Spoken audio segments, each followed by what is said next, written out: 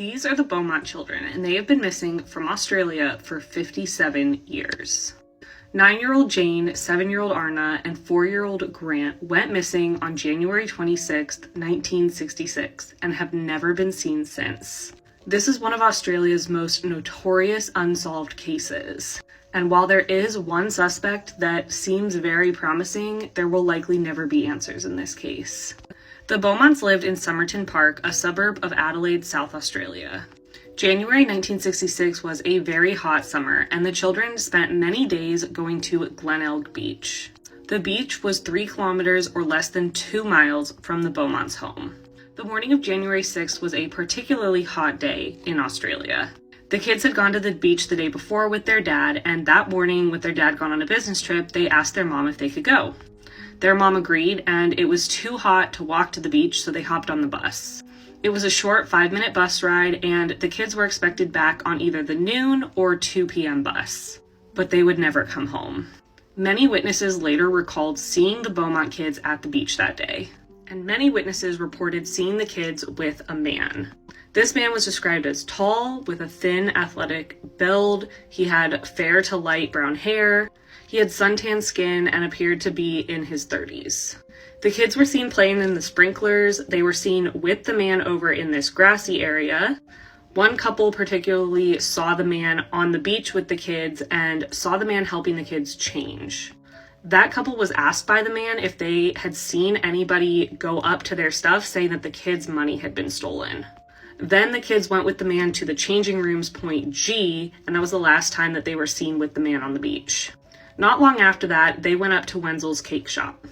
The shopkeeper knew the kids because they would go there often, and this day, they bought something additional to what they normally bought, a meat pie. And they asked for the meat pie to be in a separate bag. They also paid with a £1 note, which was not normal for the kids. They were seen at the cake shop around 12 or 12:30, and after that, they were not seen again. By 5 p.m., when Nancy and Jim Beaumont found no signs of their kids at the beach and they still hadn't returned home, they went to the police to report them missing. And news spread quickly. By the next day, everybody in Australia knew about these 3 missing kids. That's when witnesses came forward and the account of where the kids were on the beach that day was put together. Massive searches were done the beach, surrounding areas, but the kids were nowhere to be found. These sketches of the man seen with the kids that day were released, but nobody knew who this man was. There were several leads that came in over the years and several potential suspects, but nobody ever panned out. And the kids remained missing. But there was one suspect that seemed very promising. Go to part 2. This is part 2 of talking about the Beaumont children disappearance from 1996 in Australia. For 38 years after the kids went missing, there were searches for them, there were leads followed up on, and suspects named, but nothing ever led anywhere, and the kids just remained missing. It was presumed that they were no longer alive, but there were no answers. But one promising suspect would be further discussed in 2004. Harry Phipps was a businessman and factory owner in the area of Glenelg Beach. He was known for giving out £1 notes to people who did work for them. And if you remember, the kids paid at the bakery with a £1 note, which was not normal for them. Harry Phipps also looked strikingly similar to the sketch of the man seen with the children that day. Here's a comparison of Phipps to one of the sketches. He was in the correct age range, had similar features, and he was known to live in and be around that area. In 2004, when Harry Phipps passed away, his son Hayden came out with a story that would shock everyone. He said that he was 15 years old at the time the Beaumont children disappeared. He remembered January 26th because it was Australia Day and was a very hot day. He recalled that that day, his father came home with 3 children who he believed were the Beaumont children. They went into the house with Harry and never came back out. Hayden did hear gunshots, but that wasn't super abnormal for his family's property. And then later he saw his dad carrying out surfboard covers to the trunk of the car with stuff in them, and he said this wasn't super abnormal either because he'd use those to carry things, but knowing everything else, it's definitely suspicious. Hayden also came out and talked about how he was abused by his father, and he explained that while his father seemed friendly to others, he was a very violent man. There's no physical proof to back up Hayden's statement, but it is deemed truthful by a lot of people. And then in 2013, 2 men came forward. They recalled that Harry Phipps hired them that weekend in 1966 to dig a hole that they described to be the size of a grave. They dug this hole for him in the back lot of his factory, and they were paid in £1 notes. At the time, they didn't think anything of it, but they had recently been watching a documentary where the Beaumont children were talked about, and that kind of triggered a memory for them. So they came forward with this information in 2013, and in 2018, the lot of Harry's factory was excavated and nothing was found. However, they believe that the areas that were excavated were not actually where the hole was dug because a fence had been moved, and that fence was what they used as a marker for where the hole was. Like I said, Harry Phipps died in 2004, so unless there's any physical evidence ever discovered, it's unlikely he'll ever be able to be definitively tied to the disappearance of the Beaumont children. Jane, Arna, and Grant remain missing to this day. It has been 57 years since they disappeared, and it's unlikely there will ever be answers. Mr. Rudolph, as the vehicle is driving away, you realize that you kept shooting even after it was gone? During the time, no, but... So you start shooting yes. After it moved, as we've established, right? Yes, ma'am. And then even as it's going away, you're still shooting into it, right? Yes, I fired a couple rounds. And you just kept going. It's not a couple, it's 39, right? The 39, that's in the process of while I seen the firearm, so. Right. And you gave an interview about this particular topic. Do you recall that? Yes, ma'am. And at the time you were asked by the reporter, why 39 shots? Do you recall that? Yes, ma'am. You said you had quick reflexes. Yes, ma'am. Not you needed to neutralize the threat. You had quick reflexes. I also said I needed to neutralize the threat. I just kept shooting until they was no longer a threat. As they're driving away from you, trying everything to get away from you, you still thought you needed to neutralize what threat? I disagree with you that they was trying to get away from me because I don't see how you're trying to get away from someone and you're pointing firearms at someone.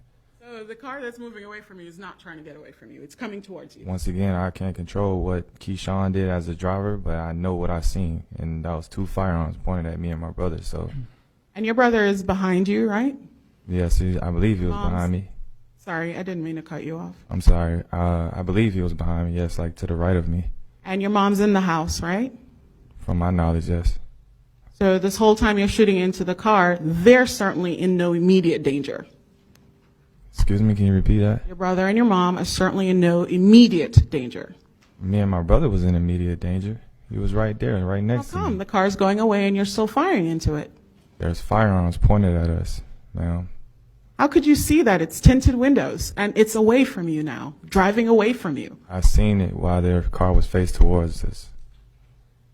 And then at the end of all this shooting, you keep walking down the road. You saw that in the video, right? Yes, ma'am. With your firearm. Yes, ma'am. Why didn't you just go home? Why didn't you just go home when you saw that Daryl was fine, the fight had ended? Why didn't you just go home? Because it appeared that their car was heading towards me and my brother with no lights on. So that's already raising suspicion. And then in the midst of that, they pointed firearms at me and my brother. You can clearly see that vehicle is not going towards you, right? From that video. Nothing further, Judge. It's February 2017, and a man named David Krupa hands a detective a tablet. Inside is a memory card that he thinks contains the evidence that will help them catch his stalker and allow his life to finally go back to normal. Together, they sift through thousands of deleted images, but there's one photo that is not like the others. And at first, the detective isn't quite sure what he's looking at. Reddish tones, skin, but then they see a familiar tattoo. And it's this detail that begins to unravel the 5-year mystery of a deranged stalker. Rewind to spring 2012. Dave Krupa is 37 years old and has just moved to Omaha, Nebraska and is looking for a fresh start. He's recently ended a 12-year relationship with his ex-girlfriend Amy, who gave him an ultimatum basically saying, "You need to marry me or I'm out."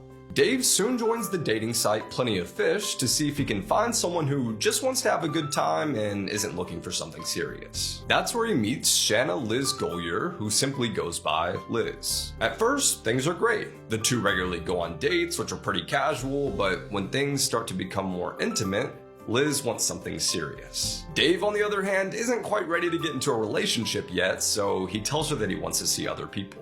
In October of 2017, Dave is working at his auto shop when a woman walks in that catches his eye. Her name is Carrie Farver, and she comes into the shop because her SUV is acting up again. A few days pass by, and while scrolling on the dating site Plenty of Fish, Dave comes across Carrie's profile, so he reaches out and sets up a date. However, just 2 weeks after seeing each other, he starts falling for this girl, and thinks to himself, maybe I am ready for another serious relationship. On November 13th, 2012, Dave kisses Carrie goodbye, saying that he'll see her later after she gets back from work. A few hours pass by, and that's when Dave gets a text. Carrie messages him suggesting that the two should move in together, but Dave disagrees. And when he replies no, she texts him back in all caps, "Fine. I don't ever want to see you again." And soon, Liz starts receiving messages too, demanding that she stay away from Dave or something bad was gonna happen. One night, she pulls into her garage and sees another message. Not on her phone, but spray painted on her wall reading, "From Dave." Liz's house is torched and burned to the ground. Dave is sent a picture of a body tied up in the trunk of a car, and the two both receive a fake obituary of Liz's death. Meanwhile, this consistent harassment is actually bringing Dave and Liz closer, and they bond over the horrors that this woman is putting them through. One night, while Dave is driving home in January of 2013, he spots a familiar vehicle in the parking lot of his apartment. Upon closer inspection, he realizes that it's Carrie's SUV, so he calls the police, who find little to no evidence surrounding her disappearance. However, they do manage to scrape a fingerprint off a mint container in her car, and this DNA will become crucial later in the story. This pattern of psychological and sometimes physical torment goes on for years until Dave finally decides that he's had enough. He changes his phone number, purchases a gun, and moves to Council Bluffs, Iowa, where he's forced to end his relationship with Liz. Almost immediately after the move, the gun goes missing. After Dave gets settled into his new home, the local sheriff's department takes a special interest in his case. They request that both Dave and Liz hand over their phones so they can trace Carrie's digital footprint, but when they download the data, they make a shocking revelation. After sifting through images, videos, passwords, and previous locations, they discover that it isn't Carrie who's sending these messages, it's none other than Shanna Liz Golyer. On Liz's phone, they discover that she has 20 separate email accounts, all being used to impersonate Carrie. As detectives continue building their case, gathering evidence against Liz, she actually shows up at the sheriff's department to file a complaint. She proceeds to claim that Amy Flora, Dave's ex-wife, is a total stalker. Cleverly, one of the officers says, if only Amy would implicate herself, meaning reveal herself to be the perpetrator, and thus setting in Liz's head a psychological trap. Now, as intelligent and conniving as she appears to be, the next day Liz dials 911 and tells them that Amy Flora has just shot her in the leg. And when investigators ask for more proof, Liz forwards them several emails from Amy confessing to both shooting her and impersonating Dave's ex-girlfriend Carrie. Liz thinks this plan is foolproof. It is the perfect cover-up. But the IP address attached to the emails, along with the countless other messages, all trace back to Liz. Further, police are able to match the fingerprint from the mint container in Carrie's car to Liz's DNA. And to top it all off, the bullet that was shot into Liz's leg is from the barrel of Dave's missing gun. In December 2016, Liz's case is taken to trial where she faces being charged with first-degree murder and arson. Prosecutors say that this is a case of obsession. During the trial, Dave hands over a tablet containing a memory card. On it, a grainy picture of a foot with a tattoo.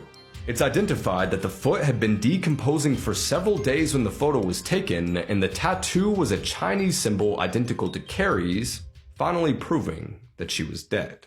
On May 24th, 2017, Shanna Liz Golyer is found guilty of first-degree murder and arson and is sentenced to life in prison. She's currently serving out her sentence where she continues to behave in evil, manipulative ways, not revealing where Carrie's body is and denying her family of closure.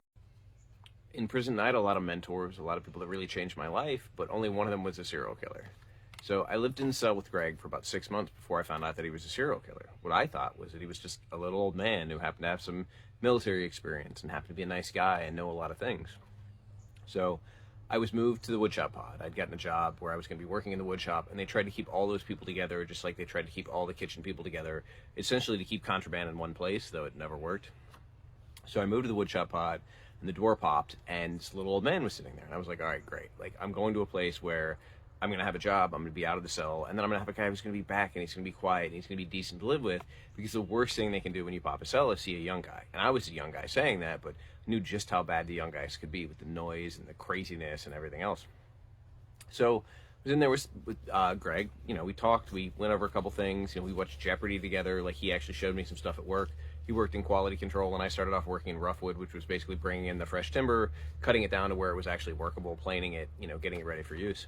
And I was surprised because I said, you know, I really like this guy, I can get along with him. He teaches me something every day. He helped me a lot in kind of seeing the world in a different way. Because we would watch Jeopardy, and he would give me a history lesson with everything. You know, I wouldn't know the answer, and he would. And he'd say, oh, by the way, this is how that happened, or this is what was going on in the world at that time, or these were the politics. So I really looked up to this guy. He had had a lot of life experience. He had been like an entrepreneurship consultant in Las Vegas. He had all this military experience. He had done some military contracting. Like, great.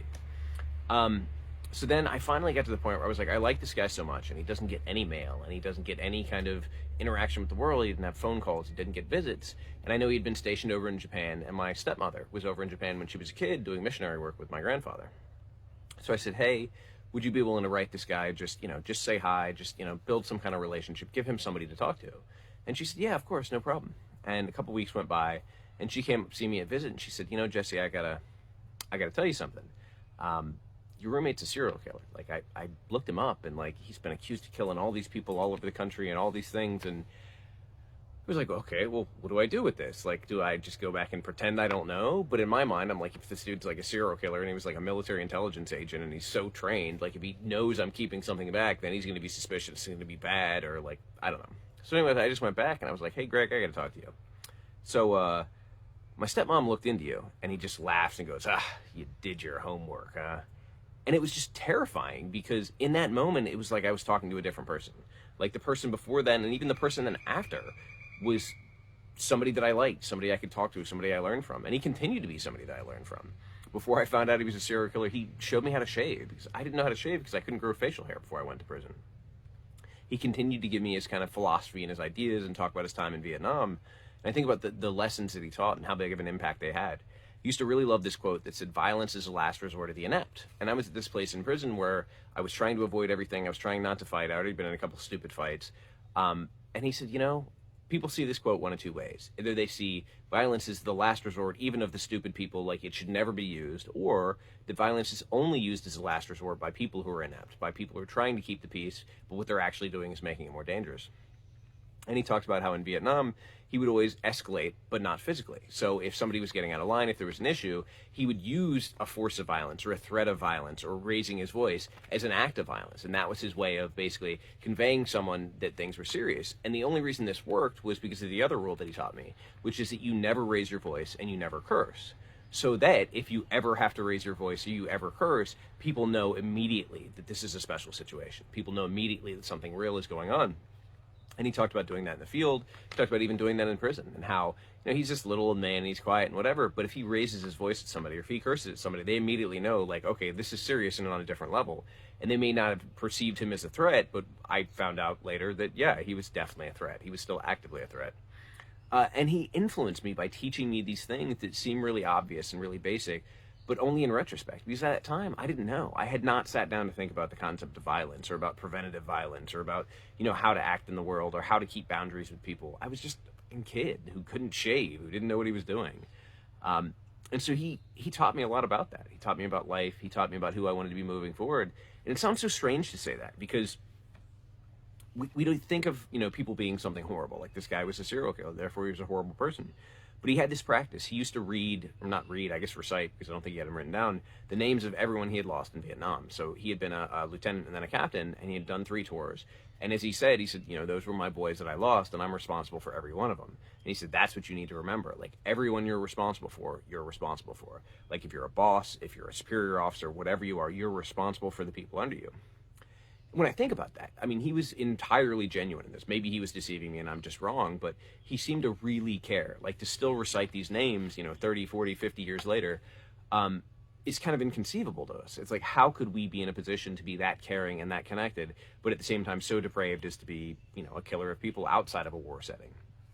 And that was when I really understood that people are not just one thing. We're not just something simple. We're not good. We're not bad. We're not, black and white. We are complicated people. We are complicated, mixtures of different elements. And the more I understood that, and the more I was able to kind of grok that in life, the better able I was to, understand and respect myself. Because I had done, these horrible things. I'd committed violent crimes to come to prison. And a big part of my search was a search for redemption. Like, how am I going to be forgiven? How am I going to move forward? And what I realized was I didn't have to be those crimes. I didn't have to just be the worst thing that I'd done.